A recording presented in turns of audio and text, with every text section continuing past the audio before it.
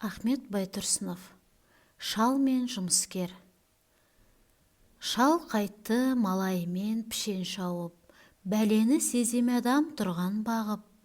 Орманмен кешкі тұрым келе жатты, баратын елге тура бір жол тауып. Тап берді қарсы алдынан аю шығып, болмады айлы терге оғып бұғып, үстіне шалдың аю қонып алды, сорлыны дегенше жерге жығып. Жұмарлап, басып, жаншып аю шалды, жемекке енді бастап ыңғайланды.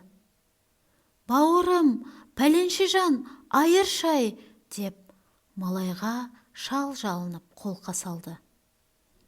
Малайы темір айыр балтан алып, аюды жықты, басын, ішін жарып, қан боп, үсті басы өлейіндеп, қорқырап аю жатты ыңыранып. Шал тұрып енді орнынан есен аман, жақындап жұмыскерге келді таман. «Әумесер, ақылың жоқ, ит, доңыз!» деп байғұсты балағаттап сөкті жаман. «Ұрсасың, неге шалым маған?» деді.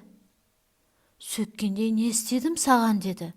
«Жазғаным менің сені аю жаудан айырып алғаным ба аман?» деді. Шал айтты: «Көрмеймісің неткеніңді, желігіп жындануға жеткеніңді, бардаяқ әкең құны сонша шаншып терсін іске алғысыз еткеніңді». Сөз жаздым үгіт үшін бозбалаға, осындай елде оқиға аз ғана ма, қайыры надан кеткен шашқан мүлкін болады рәсуа құрдалаға. Құдайым жолдас қылма жамандарға, көзі тар көңілі соқыр надандарға. Жақсылық етсең де бір, етпесең де, жақпайсың кей ақмақ адамдарға. Мысал өлеңдегі кейіпкер шал сияқты дүниеге тойымсыз, қанағаты жоқ, өзіне еткен жақсылықтың байыбына жете алмайтын жаман адамдар осы өмірде баршылық.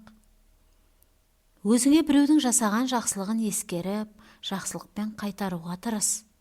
Сонда ғана адам атына лайық боларсың. Мысалдан өнеге алып, нағыз адам болып қал, жас дос.